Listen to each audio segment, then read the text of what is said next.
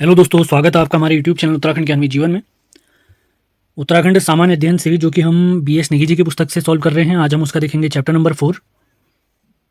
तो chapter number 4 में हम देखेंगे कुमाऊं का जो चंद राजवंश है उससे रिलेटेड लगभग 70 से 80 इंपॉर्टेंट वन लाइनर। तो इससे पहले के जो 3 वीडियो आगे हैं उनके लिंक डिस्क्रिप्शन में दिए हुए हैं, और बाकी जितने भी हमारी महत्वपूर्ण सीरीज़ हैं, व्हाट्सएप चैनल का लिंक, टेलीग्राम चैनल का लिंक, फेसबुक पेज का लिंक, सारे डिस्क्रिप्शन में दिए हुए हैं। तो आगे बढ़ते हैं। तो आप ये BS नेगी जी की पुस्तक का फ्रंट पेज देख सकते हैं। अब ये हमारी विषय सूची। तो पहला चैप्टर हमारा समाप्त हो चुका है इसमें, जो कि है उत्तराखंड राज्य के प्रतीक चिन्ह। दूसरा चैप्टर उत्तराखंड का प्राचीन इतिहास हम समाप्त करा चुके हैं। तीसरा चैप्टर भी हमारा समाप्त हो चुका है, और आज हम देखने वाले हैं कुमाऊं का चंद राजवंश। और इसके बाद जो 5वां चैप्टर आएगा, इसको मैं आपको पहले ही बता देता हूँ, ये 2 हिस्सों में आने वाला है, क्योंकि ये बड़ा चैप्टर है। इससे इंपॉर्टेंट बनने ज़्यादा बनने वाले हैं। तो इसमें एक हिस्सा होगा केवल परमार वंश के बारे में, और इसका जो दूसरा हिस्सा आएगा वो टिहरी रियासत के बारे में होगा, यानी जहाँ से सुदर्शन शाह जी स्टार्ट होते हैं। तो 5 चैप्टर 2 भाग। तो आज का हमारा चैप्टर है कुमाऊं का चंद राजवंश। उत्तराखंड के इतिहास में चंद राजवंश को मैं डिटेल में आपको अजय राव जी की पुस्तक के माध्यम से पढ़ा चुका हूं, तो उस वीडियो को आप जरूर देखें, लिंक डिस्क्रिप्शन है। तो स्टार्ट करते हैं। तो पहला पॉइंट है काली कुमाऊं, ये चंपावत का उपनाम था। अगला पॉइंट देखते हैं, मझेड़ा ताम्रपत्र में चंद व बम शासकों के संबंध का पता चलता है, एवं बस्ते ताम्रपत्र मांडलिक राजाओं की सूची से संबंधित है। किसी राजा के अधीन राजा को ही क्या कहते हैं? मांडलिक राजा कहते हैं। अगला पॉइंट है, पाभे ताम्रपत्र का संबंध चंद शासक विजय चंद जी से है। अगला तथ्य देखते हैं, चंदों के समय राजमहल को चौमहल कहा जाता था। महत्वपूर्ण तथ्य हो सकता है। अगला पॉइंट देखते हैं, चंद राजाओं की वंशावली मानवोदय काव्य से प्राप्त होती है।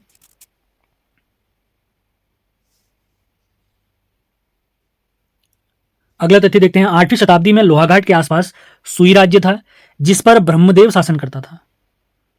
आपको एक चीज बता दें, लोहाघाट का प्राचीन नाम कत्यूरी राजवंश, कत्यूरियों के समय सुई हुआ करता था। अगला तथ्य देखते हैं, एटकिंसन, वॉल्टन और बद्रीदत्त पांडे इतिहासकार हैं। इन्होंने चंदों का मूल निवास प्रयाग के निकट झूंसी बताया है, जबकि इतिहासकार इलियट ने चंदों का मूल स्थान झांसी बताया हुआ है। अगला तथ्य देखते हैं, पहले शासक जो चंदवंश के माने जाते हैं, सोमचंद ने 4 किलेदार, जिन्हें चाराल भी कहा जाता था, वे नियुक्त किए थे। वे किस जाति के थे? वे कार्की, बोरा, तड़ागी और चौधरी थे, और ये सभी नेपाल के निवासी थे। अगला तथ्य देखते हैं, सोमचंद ने मेहरा एवं फर्त्यालों को मंत्री, क्रमशः मंत्री और सेनापति बनाया था। यानी मेहरा जो थे मंत्री पद धारण किए हुए थे, और फर्त्याल सेनापति पद धारण किए हुए थे। इनका प्रमुख सेनापति एक था, एक याद रखना आपने, सोमचंद जी का कालू तड़ागी नामक एक व्यक्ति इनका सेनापति हुआ करता था, फेमस सेनापति था। अगला तथ्य देखते हैं, सोमचंद ने ग्रामों में बूढ़ा व सयानों की नियुक्ति की, अतः कुमाऊं में पंचायती राज व्यवस्था का जनक सोमचंद को माना जाता है। थोड़ा आगे बढ़ते हैं, कल्याण चंद जी के टाइम पर भी पंचायती राज व्यवस्था थी, लेकिन पहले व्यक्ति सोमचंद जी हैं। अगला तथ्य देखते हैं, मल्ल वंश का प्रथम राजा वामदेव था, जिसकी राजधानी चंपा थी। वामदेव ने अपनी राजधानी का नाम अपनी इष्ट देवी चंपावती के नाम पर रखा हुआ था। अगला तथ्य देखते हैं, रेशमी वस्त्रों, देखिए इंद्रचंद के टाइम पर उत्तराखंड में या चंद वंश के शासन में रेशम का व्यापार चाइना के साथ स्टार्ट हुआ था। तो उसी में आगे एक घटनाक्रम होता है, रेशमी वस्त्रों के रंग को पक्का करने के लिए कुमाऊं में झूठी खबरें फैलाने की प्रथा थी, जिसे पटरंग वाली कहा जाता था। अगला तथ्य देखते हैं, गोपेश्वर त्रिशूल लेख से ज्ञात होता है कि 1191 ईस्वी में यहां नेपाल के शासक अशोक चल्ल का शासन था। अशोक चल्ल का शासन था। अगला तथ्य देखते हैं, कराचल देव के लेख में 10 मांडलिक राजाओं का नाम उत्कीर्ण है, जिसमें 3 चंदवंशी शासक थे। और कराचल देव का जो लेख है हम देखते हैं। अगला तथ्य है, चंपावत के बालेश्वर मंदिर में कराचल देव का 1223 ईस्वी का एक लेख प्राप्त हुआ है, जिससे पता चलता है कि उत्तराखंड वाला क्षेत्र उसने हथिया लिया था। अगले तथ्य की तरफ बढ़ते हैं, रुद्रचंद के समय 4 संस्कृत ग्रंथों की रचना हुई, जिसमें त्रिवर्णिक धर्म निर्णय, शैक्षणिक शास्त्र, सैनिक शास्त्र, ययाति चरित्रम और उषा राग गोदय था। अगले तथ्य की तरफ बढ़ते हैं, लक्ष्मीचंद को लखुली विराली उपनाम से जाना गया है। कहते हैं ये मुगलों के समय एक भीगी बिल्ली की तरह बने रहते थे। अगला तथ्य देखते हैं, लक्ष्मीचंद ने गढ़वाल पर 7 बार असफल आक्रमण किया, और 8वें आक्रमण में उन्हें सफलता प्राप्त हुई, और उन्हें गढ़वाल के सेनापति खतड़ सिंह को मार दिया। तो इनके आक्रमण के समय गढ़वाल के शासक, गढ़वाल के परमान शासक थे मानसा, माफ करें। अगला तथ्य देखते हैं, शक्ति गुसाई जन्मांध होने के कारण इन्हें कुमाऊं का धृतराष्ट्र कहा जाता है, और शक्ति गुसाई लक्ष्मीचंद के बड़े भाई थे। यानी जब लक्ष्मीचंद शासक थे तो प्रशासन का संपूर्ण काम इनके जन्मांध भाई शक्ति गुसाई देखते थे। अगले तथ्य की तरफ बढ़ते हैं, जूलिया व सिरती नामक कर लक्ष्मीचंद द्वारा लगाए गए थे। महत्वपूर्ण हो सकता है। अगला तथ्य देखते हैं, बाज बहादुर चंद चरवाहे से राजा बनने वाला एकमात्र चंद शासक था जिसके पिता का नाम नीलू गोसाई प्राप्त होता है। अगला तथ्य देखते हैं, 84 माल या नौलखिया माल या तराई एक 84 कोस लंबे भूभाग से चंद राजाओं को प्रतिवर्ष 9 लाख आय प्राप्त होती थी। रुद्रपुर या तराई वाला क्षेत्र आप कह सकते हैं। अगला तथ्य देखते हैं, बाज बहादुर चंद के पवार राज्य पर विजय के प्रतीक के रूप में नंदा देवी की मूर्ति गढ़वाल से लाकर अल्मोड़ा में उन्होंने स्थापित करी। इनके साथ एक और शासक थे जो नंदा देवी की मूर्ति को हमारे अल्मोड़ा लेके आए थे। अगला तथ्य देखते हैं, महत्वपूर्ण हो सकता है, बाज बहादुर चंद ने कैलाश मानसरोवर के तीर्थ यात्रियों के लिए 1673 में गूंठ भूमि दान दी। मंदिरों को दान दी गई भूमि गूंठ भूमि होती थी, यानी इस पर जो भी कमाई होगी, जो भी राजस्व प्राप्त होगा, वो मंदिर अपने रखरखाव, अपने यात्रियों इत्यादि के लिए प्रयोग करेगा। राजा इस पर कोई हिस्सा नहीं लेगा। अगला तथ्य देखते हैं, पिथौरागढ़ के थल में एक हत्या देवाल बाज बहादुर चंद ने बनवाया जिसकी बनावट एलोरा के कैलाश मंदिर के समान मानी गई है।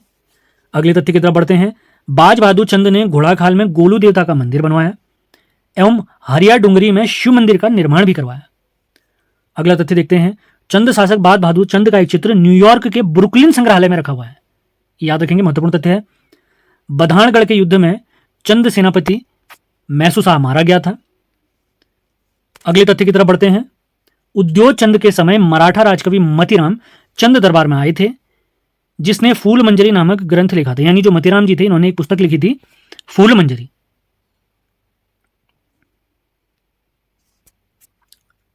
अगले तथ्य की तरफ बढ़ते हैं, पुरुषोत्तम पंत जी को कुमाऊं इतिहास का रॉबर्ट ब्रूसफुट कहा गया है। पुरुषोत्तम पंत जिनका एक नाम पुरुखु पंत भी प्राप्त होता है। अगला तथ्य देखते हैं, रुद्रचंद अकबर का समकालीन था जिसने 1587 में अकबर की अधीनता स्वीकार की थी और अकबरनामा या आईने अकबरी के अनुसार रुद्रचंद की 1588 ईस्वी में अकबर से लाहौर में भेंट हुई थी। मोस्ट इंपॉर्टेंट फैक्ट हो सकता है, इंपॉर्टेंट करके चले सभी लोग। रुद्रचंद के बीरबल से भी अच्छे संबंध थे। बीरबल जिनका वास्तविक नाम आप लोग बता सकते हैं कमेंट बॉक्स में। अगला तथ्य देखते हैं, रुद्रचंद ने तराई में रुद्रपुर नगर की और अल्मोड़ा में मल्ला महल की स्थापना की एवं महल के अंदर रामशिला मंदिर भी इन्होंने बनवाया, रुद्रचंद जी ने।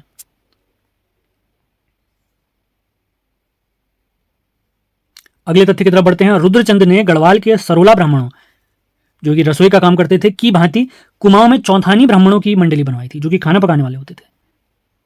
अगला तथ्य देखते हैं, रुद्रचंद ने सामाजिक व्यवस्था सुधार के लिए त्रैवर्णिक धर्म निर्णय नामक पुस्तक लिखवाई।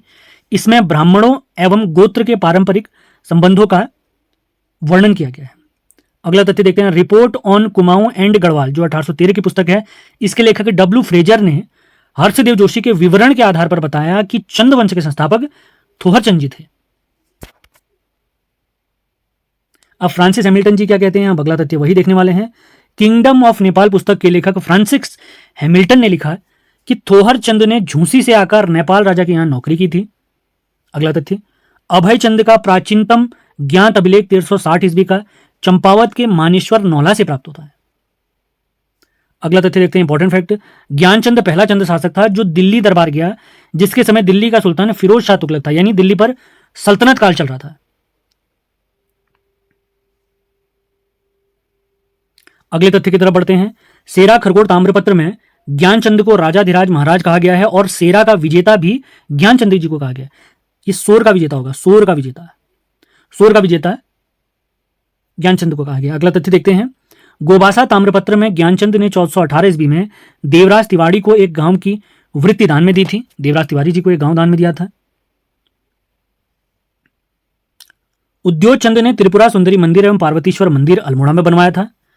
ये सीरीज आपको पसंद आ रही है, ये वनलाइनर आपको पसंद आ रहे हैं तो कमेंट जरूर करना है, लाइक भी करना है और शेयर जरूर करें जिससे सभी तक ये वीडियो पहुंच सके। बहुत मेहनत से वीडियो आप लोग के लिए बनाए जा रहे हैं, एक एक महत्वपूर्ण वनलाइनर आपके लिए लाया जा रहा है, पूरी पुस्तक का निचोड़ लाया जाएगा आप लोग के लिए। तो सेशन को लाइक और शेयर जरूर करना है, नए हैं तो सब्सक्राइब भी जरूर करें, ऐसे वीडियो लगातार आते रहेंगे आप लोग के लिए। अगला तथ्य देखते हैं, भारती चंद दूसरे चंद राजा थे जिसने डोटी पर आक्रमण किया और डोटी विजय के बाद उद्योग चंद ने 1682 ईस्वी में प्रयाग के रघुनाथपुर घाट में स्नान करने गया था।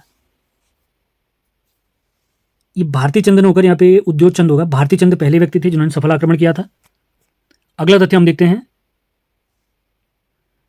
ज्ञानचंद ने बधानगढ़ से नंदा देवी की प्रतिमा, जैसे अभी हमने देखा था बाज बहादुर चंद थे एक, तो मैंने एक दूसरे शासक बताए थे, ये वही दूसरे शासक हैं। तो ज्ञानचंद ने बधानगढ़ से नंदा देवी की स्वर्ण प्रतिमा अपने साथ लेकर अल्मोड़ा के नंदा देवी मंदिर में स्थापित की थी। अगला तथ्य देखते हैं, 1703 में दुधौली का युद्ध ज्ञानचंद और फतेह शाह जी के बीच में हुआ। ज्ञानचंद द्वारा सोर व सीरा क्षेत्र में बनवाए गए मंदिरों को देवल या द्योल कहा जाता था। देवल या द्योल कहा जाता था। अगला तथ्य देखते हैं, रतन चंद पहला चंद शासक था जिसने भूमि बंदोबस्त का कार्य किया एवं जिंदा केतल नामक भूमि बंदोबस्त अधिकारी की नियुक्ति भी की थी।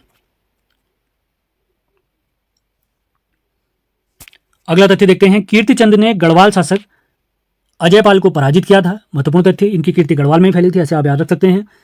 अगला तथ्य, भीष्मचंद ने खगमरा किले का निर्माण किया एवं आलमनगर की नींव डाली थी। आलमनगर माने अल्मोड़ा। अगला तथ्य देखते हैं, कल्याण चंद के समय राजधानी अल्मोड़ा पूर्ण रूप से तैयार हो गई और अल्मोड़ा स्थित राजधानी को राजापुर कहा गया। राजापुर। अगला तथ्य देखते हैं, कल्याण चंद ने अल्मोड़ा में लाल मंडी किले का निर्माण करवाया और अल्मोड़ा से नीला पोखर किले का निर्माण भी इन्होंने ही करवाया, कल्याण चंद जी ने ही। अगला तथ्य देखते हैं, रुद्रचंद के सेनापति पुरुषोत्तम पंत की सहायता से रुद्रचंद ने सेनापति पुरुषोत्तम पंत की सहायता से 1581 में सीरगढ़ का किला जीता था। हमारे पिथौरागढ़ का ही क्षेत्र है ये। अगला तथ्य देखते हैं, राजा बालो कल्याण चंद ने अपने शासनकाल के दौरान स्थानीय स्वायत्तता या पंचायती राज व्यवस्था लागू की थी। अभी मैंने थोड़ी देर पहले आपको बताया था, एक सोमचंद थे, उसके बाद ये हैं। अगला तथ्य देखते हैं, महाराष्ट्र के लेखक आसद देव ने अपने ग्रंथ स्मृति कौतुंब में कल्याण चंद को प्रजा हितैषी बताया है। प्रजा हितैषी बताया है। अगला तथ्य है, नीलू कठायत ज्ञानचंद के सेनापति थे। अगला पॉइंट, बद्रीदत्त पांडे जी के अनुसार उद्यान चंद ने चंपावत के बालेश्वर मंदिर का निर्माण कराया। अगला तथ्य, भारती चंद की डोटी पर विजय 1451 से 52 के बीच में हुई थी। सीरा का अर्थ, अगला पॉइंट है, सीरा का अर्थ भोजन या खीर होता है, जो वर्तमान में डीडी हाट पिथौरागढ़ में स्थित है और डोटी के मल शासकों के अधीन था और यहीं पर हमारे पुरुषोत्तम पंत ने विजय हासिल की थी अपने शासक के लिए, अपने चंद शासक के लिए। अगला तथ्य देखते हैं, रुद्रचंद ने सीरा में भूमि का बंदोबस्त भी करवाया। अगला तथ्य, जगत चंद पहले चंद शासक थे जिन्होंने जुआरियों पर कर लगाया। महत्वपूर्ण फैक्ट। अगला तथ्य देखते हैं, विक्रमादित्य बनने के चक्कर में देवी चंद ने काफी धन बर्बाद किया, जिस कारण उसे कुमाऊं का विक्रमादित्य और देवी, इन्हीं को मोहम्मद बिन तुगलक भी कहते हैं। कुमाऊं का मोहम्मद बिन तुगलक भी कहते हैं।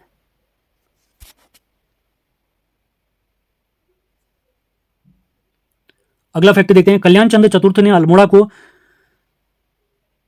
चौमहल महल बनवाया। वह अपनी राजधानी को राजबुंगा कहता था, यानी अल्मोड़ा में जो उनकी राजधानी थी उसे राजबुंगा वो कहता था। अगला तथ्य देखते हैं, इतिहासकार नित्यानंद मिश्र ने शिवदेव जोशी को कुमाऊं का शिवाजी कहा और शिवदेव जोशी कल्याण चंद्र चतुर्थ का सेनापति था। महत्वपूर्ण फैक्ट हो सकता है। अगला तथ्य देखते हैं, बगवाली पोखर का युद्ध 1779 में ललित शाह की सेना और मोहन चंद यानी चंद शासक की सेना के बीच हुआ, जिसमें मोहन चंद लखनऊ भाग खड़ा हुआ और हमारे ललित शाह के अधीन संपूर्ण कुमाऊं वाला राज्य हो गया। अगला तथ्य देखते हैं, इतिहासकार हमारे राहुल सांकृत्यायन जी हर्षदेव जोशी को विभीषण की संज्ञा दी है उन्होंने। अगला तथ्य देखते हैं, मौर्य सम्राट अशोक ने अपनी पुत्री चारुमित्रा का विवाह नेपाल के राजकुमार देवपाल से कराया था। प्रसिद्ध संत गुरु गोरखनाथ ने नेपाल से धर्म प्रचार किया था, नेपाल में भी धर्म प्रचार किया था इन्होंने। अगला तथ्य, महमूद गजनवी के आक्रमण के समय सोमचंद कुमाऊं आया था। अगला तथ्य देखते हैं, चंद शासकों के समय ताम्रपत्रों के उत्कीर्णकों को सुनार या सुधार कहते थे, जबकि ताम्रपत्रों के लेखक जोशी होते थे, जिन्हें जोशी भी कहा गया है। अगला तथ्य है, केवल एकमात्र चंद शासक जगत चंद है जिसके बरम ताम्रपत्र, मोस्ट इंपोर्टेंट फैक्ट है ये, जिसके बरम ताम्रपत्र में उसके पिता का नाम का उल्लेख प्राप्त होता है।